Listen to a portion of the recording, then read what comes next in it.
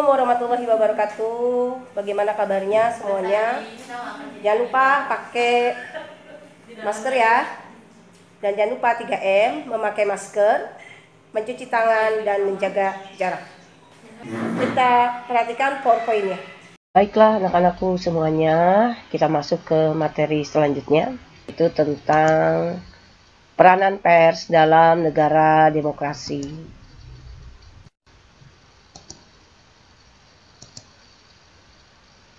Apa yang ada dalam benak Anda jika melihat gambar di atas? Penyiaran informasi dan berita melalui media-media tersebut merupakan hasil karya insan pers. Apakah pers itu? Bagaimanakah kondisi pers di Indonesia? Apakah pengertian pers yang bebas dan bertanggung jawab? Mari kita temukan jawaban dalam pembahasan pada bab ini. Tujuan pembelajaran yaitu setelah mempelajari materi tentang pers di Indonesia, peserta didik mampu menjelaskan pengertian, ciri-ciri, fungsi, dan prinsip-prinsip pers yang benar. Setelah menjelaskan pengertian, ciri-ciri, fungsi, dan prinsip-prinsip pers, peserta didik mampu menyebutkan landasan hukum, peranan, dan perkembangan pers di Indonesia dengan benar. Setelah mempelajari pers yang bebas dan bertanggung jawab, peserta didik mampu menjelaskan pengertian pers yang bebas dan bertanggung jawab dengan tepat. Setelah menjelaskan pengertian pers yang bebas dan bertanggung jawab, peserta didik mampu mengidentifikasi pers yang bebas dan bertanggung jawab sesuai dengan kode etik jurnalistik dengan tepat.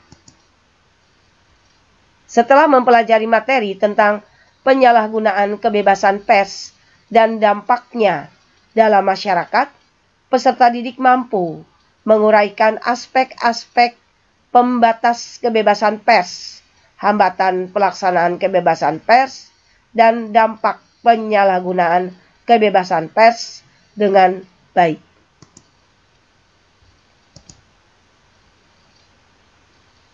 Materi yang akan kita bahas adalah pers di Indonesia, pers yang bebas dan bertanggung jawab, serta penyalahgunaan kebebasan pers dan dampaknya dalam masyarakat demokrasi. Pers di Indonesia.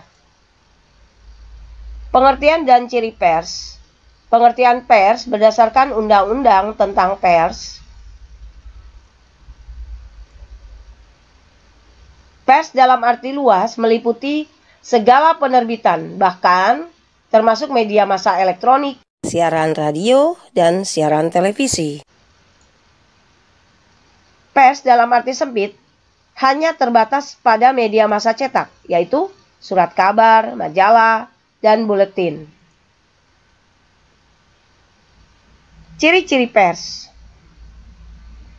Periodisitas, publisitas, aktualitas, universalitas, objektivitas. Fungsi pers. Media informasi atau menyiarkan informasi. Pendidikan atau mendidik. Hiburan atau menghibur. Kontrol sosial. Serta sebagai lembaga ekonomi. Prinsip-prinsip pers. Idealisme, komersialisme, profesionalisme. Landasan hukum pers di Indonesia. Landasan ideal yaitu Pancasila. Landasan konstitusional yaitu pasal 28 dan Pasal 28F Undang-Undang Dasar Negara Republik Indonesia tahun 1945 dan landasan yuridis formal, yaitu Undang-Undang Nomor 40 Tahun 1999 tentang Pers dan Undang-Undang Nomor 32 Tahun 2002 tentang penyiaran. Peranan pers memenuhi hak masyarakat untuk mengetahui yang dilakukan melalui transfer informasi dalam berbagai bidang, menegakkan nilai-nilai dasar demokrasi, serta mendorong terwujudnya supremasi hukum dan hak asasi manusia.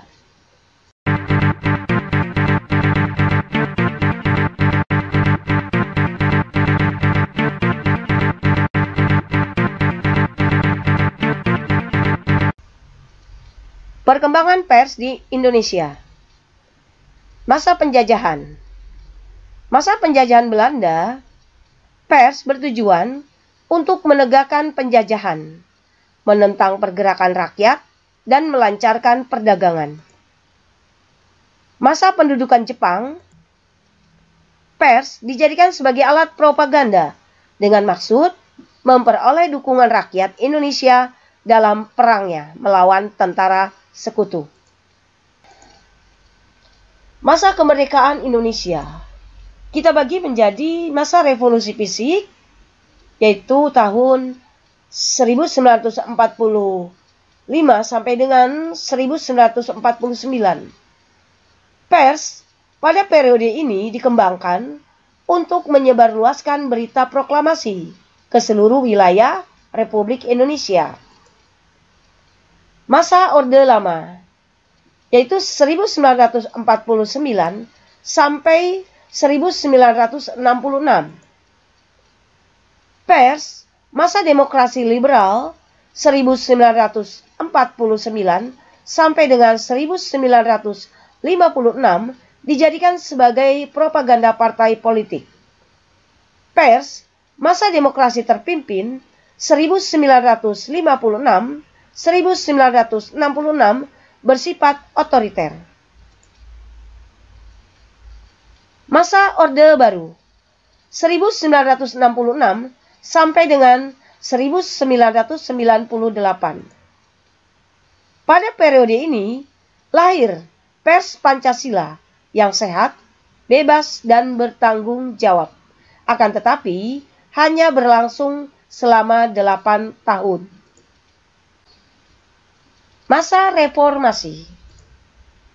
Pers diberi kemerdekaan dengan landasan hukum kuat, yaitu Undang-Undang Nomor 39 Tahun 1999 tentang Hak Asasi Manusia dan Undang-Undang Nomor 40 Tahun 1999 tentang Pers.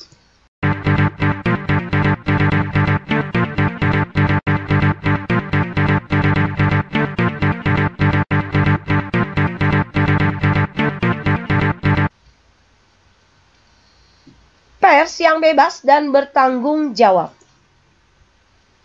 Pengertian pers yang bebas dan bertanggung jawab. Pers yang bebas dan merdeka dalam menyajikan berita harus diikuti kesadaran tentang pentingnya penyampaian berita yang santun, berkaidah jurnalistik, dan menjunjung supremasi hukum. Pers yang bebas dan bertanggung jawab sesuai kode etik jurnalistik. Pengertian kode etik jurnalistik. Kode etik jurnalistik adalah kode etik yang disepakati organisasi wartawan dan ditetapkan oleh Dewan Pers. Ketentuan pers dalam kode etik jurnalistik. Kewajiban wartawan Indonesia bersikap independen dan menghasilkan berita yang akurat, berimbang, dan tidak beritikat buruk. Hak wartawan Indonesia. Embargo, informasi latar belakang, off the record, Larangan bagi wartawan Indonesia tidak membuat berita bohong, fitnah, sadis, dan cabul. Tidak menulis atau menyiarkan berita berdasarkan prasangka atau diskriminasi. Penyalahgunaan kebebasan pers dan dampaknya dalam masyarakat demokrasi. Aspek pembatas kebebasan pers. Aspek moral individu berhubungan dengan kepekaan hati nurani seorang wartawan. Aspek kode etik profesi. Insan pers harus berpegang teguh pada kode etik profesinya, yaitu kode etik jurnalistik, sehingga tidak melewati batas yang seharusnya telah ditentukan. Aspek prinsip ekonomi bisnis.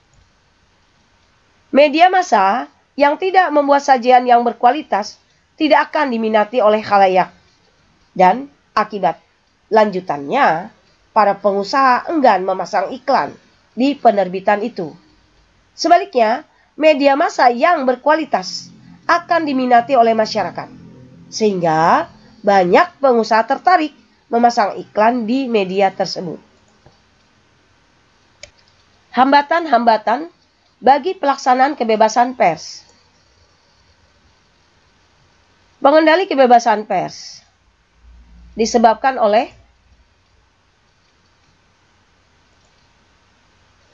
distorsi peraturan perundang-undangan, perilaku aparat, pengadilan massa, dan perilaku pers sendiri. Penyalahgunaan kebebasan pers. Penyiaran berita atau informasi yang tidak memenuhi kode etik jurnalistik dan merugikan orang lain. Peradilan oleh pers. Trial by the press. Pelanggaran terhadap ketentuan Undang-Undang Hukum Pidana atau KUHP. Dampak penyalahgunaan kebebasan pers. Bagi kepentingan pribadi, melalui jasa media pers, seseorang dapat menuai popularitas dengan citra positif. Bagi kepentingan masyarakat, kurang adanya keseimbangan sumber informasi dan kalimat yang mengandung multitafsir sehingga menimbulkan makna berbeda-beda dalam masyarakat. Bagi kepentingan negara, tingkat kepercayaan masyarakat terhadap pemerintah berkurang dan kepercayaan luar negeri luntur, sehingga minat kerjasama, terutama kerjasama ekonomi, penanaman investasi, pemberian bantuan, dan pemberian pinjaman akan menurun.